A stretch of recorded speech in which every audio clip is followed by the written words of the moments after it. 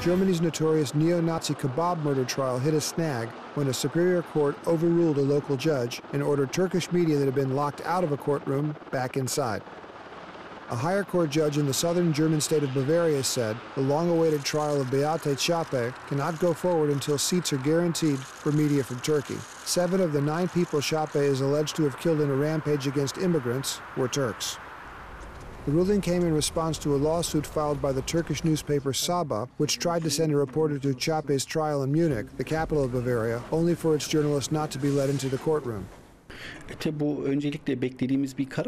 Of course, this wasn't a decision we were expecting. Sabah complained to the German Constitutional Court to be granted places for the Turkish media, and the court decided that this was the right thing to do. The High Regional Court in Munich could have done this itself by simply putting 3 more chairs in the room.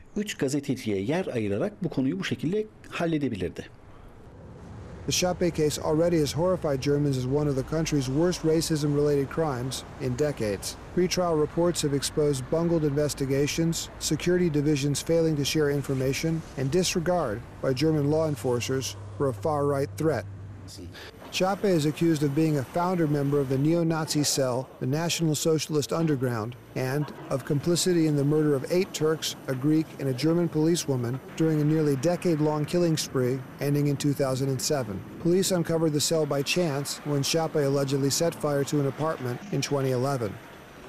The case has raised charges German officials do not take far-right extremists and violence seriously enough. Around 4 million ethnic Turks live in Germany, making them the country's biggest minority. In 2012, German Chancellor Angela Merkel apologized to Turks for official errors in the case.